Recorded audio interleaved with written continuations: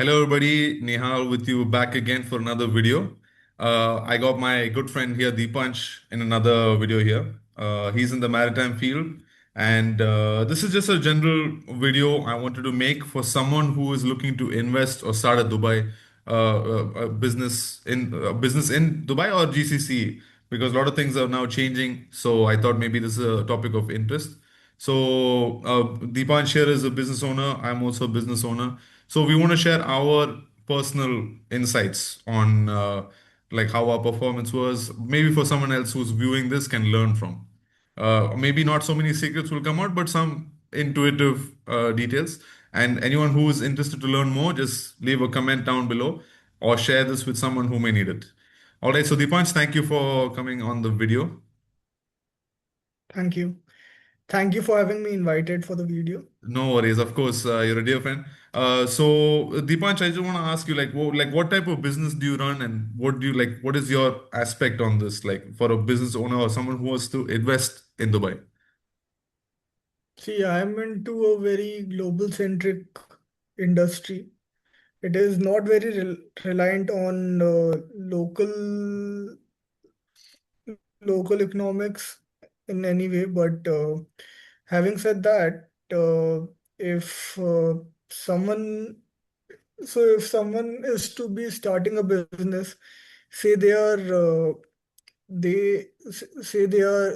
worked in an MNC or a private company for a couple of years after being living over here for a few years, and they One are looking second. Just into. sorry to cut you off here. Just think of your perspective. Okay, let's say you are starting fresh. Okay, just say how you would do it. So I would focus in an industry which is not very heavily reliant, even if it is to cater in the local market. It is not very heavily reliant on the sentiments of people. For example, I would give you an example. So there are a lot of people, and it's a very cringe and cliche example for which I've noticed. So the couples from say India or from Europe who have been working over here for a few years, and then they start their own boutique restaurants. And once they start their own boutique restaurants, they introduce a lot of their own personal savings in those businesses. But the thing is that there are certain industries which do not, wherein you cannot sustain because there's a lot of competition. Even if I eat in a restaurant on a particular day, say today, there is a 1 by 1,000 chance that even if I'm having 3 meals a day in three different restaurants, I will not come back to the same restaurant again in the next 365 days.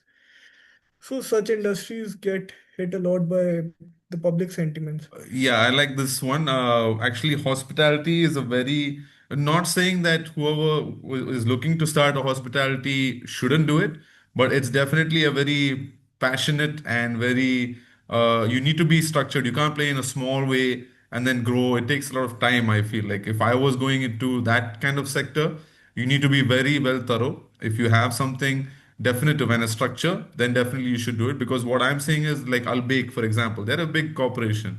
They came out and now they're trying to compete with these other fast food chains. Like that's a different type of model. Then there's Zat Wazet.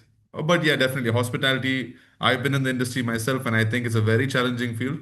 Uh, I would, if I was selecting something new, if I was looking to invest, let's say I have like a little bit savings, I would definitely want to select a niche where I specialize in, where I have a small interest. I wouldn't say passion, but at least a skill where I could, generate some revenue or provide some value for the client. And it can be anything. It can be a very like personal thing, problem which you're solving for yourself that you're just doing it at scale for other people in this community. Right. And the other thing which I've noticed is coming back to those restaurants and cafeterias is that Restaurants which have sustained for a lot of years, even in an area like JLT, are those small cafeterias owned by people from Kerala that are serving teas and pakoras every day since the past 16, 17, 20 years, and they've been going on and on. Correct.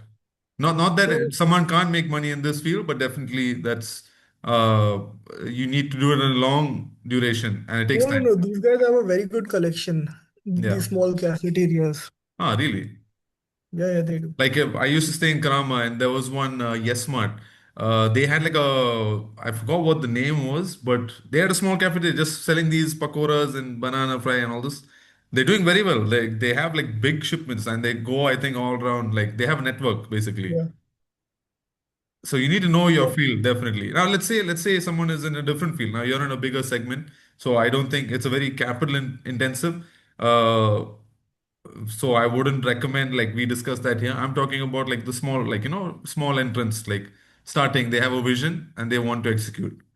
I myself in a technical industry, the mistakes I have learned is you need to kind of have some backing. You can't just like go into an industry having the knowledge. You need to also have some financial backing and some also execution.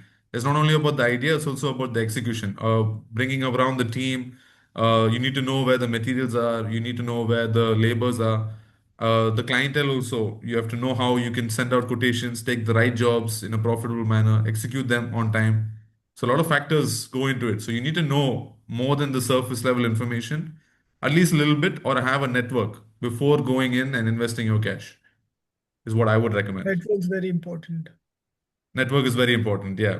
Very And important, yeah. I think both experiences, like you have a different set of network, I also have a different set of network, and that's also not only just for the like requirement for network, it's also to understand how to learn more about your industry. Like I work with technicians on a day-to-day basis, so I learn like what how to like provide a better AC service or electrical service. What are the problems clients face? So I need to go in depth in that particular field. Now, obviously, for me, I'm in a kind of unique position where I'm able to learn on the go, but definitely it's a capital intensive. And if you don't get the returns back, you need to be able to talk to people and get the ideas to get yourself like, in a better position. Right. Okay. So, Yeah. so a question for you now. For Hmm. example, someone does not have a someone does not have an appetite in living over here as an expatriate, maybe even though they've been working over here from a lot of years, but their long-term goal is to settle here. What kind of investments would you advise them to be looking into if they're UAE centric?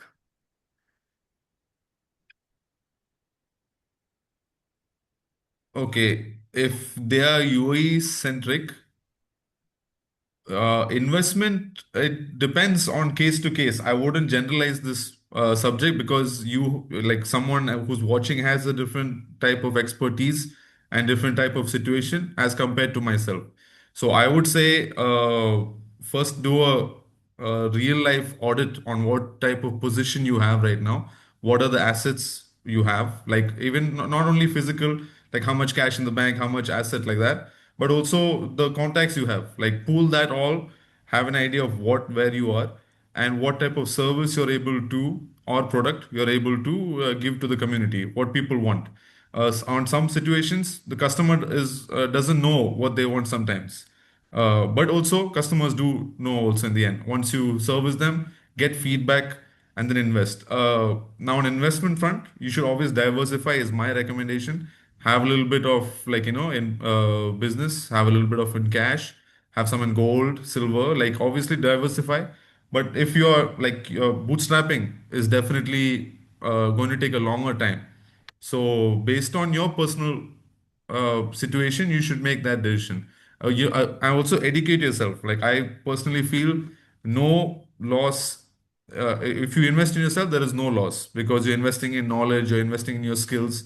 So that'll be there with you throughout your lifetime. So obviously, I would say if it's one word answer, invest in yourself. Like for my personal experience, invest in yourself, learn, adapt, and it's like a gradual process, a journey. There's no one type answer. And what skills would you recommend to someone in current era living over here? Uh, What skills? Okay. Just the ability to learn because now the time is changing so fast. It's 2026. AI is out there. There are chat GPT is there. There is like other platforms as well where you can make algorithms. You can there's crypto exchange. Before it was just like dollar and dirhams, and now there's crypto side of things. There is so many technology. It's like rapidly evolving.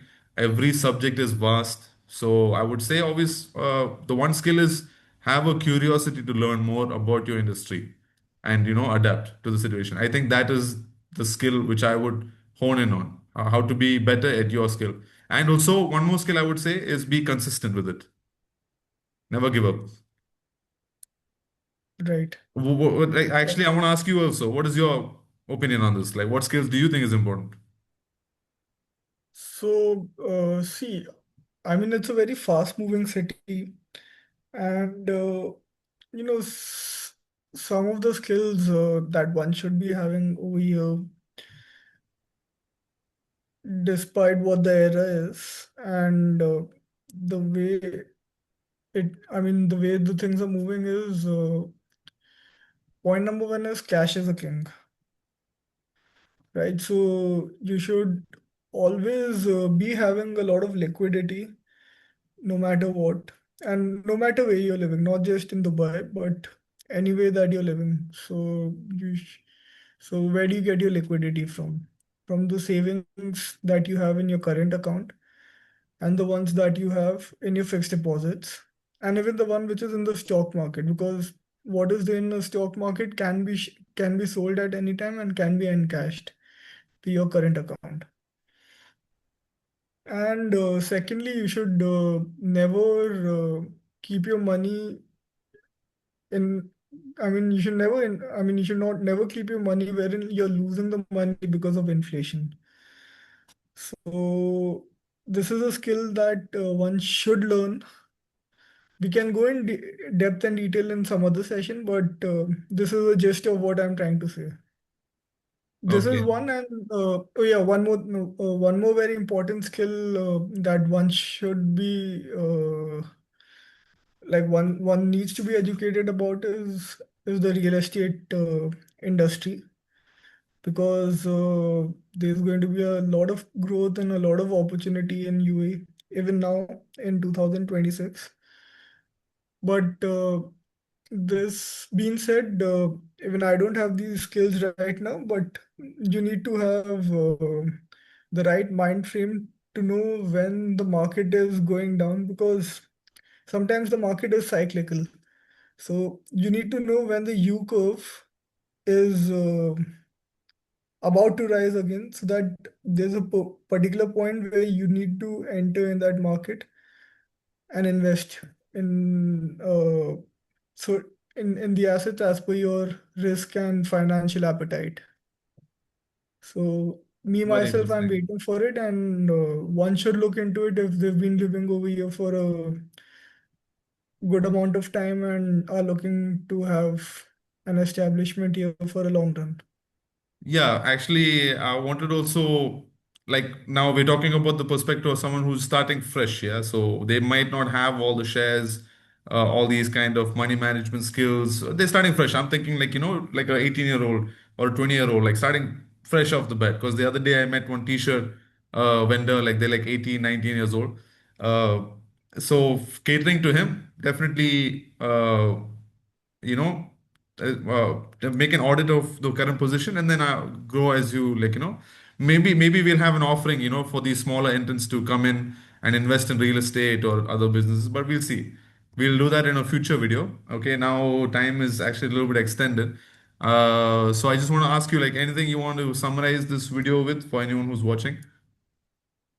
No, I would just summarize it by being vigilant and keep following what's happening on a regular basis, and stay Stay positive. positive. And Don't ever give up. Yeah, hone your yeah, skills.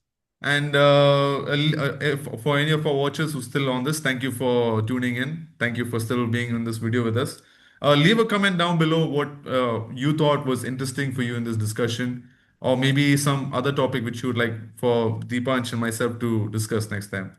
So thank you everyone for watching, and stay tuned for the next one. thank you. Bye bye. Bye bye.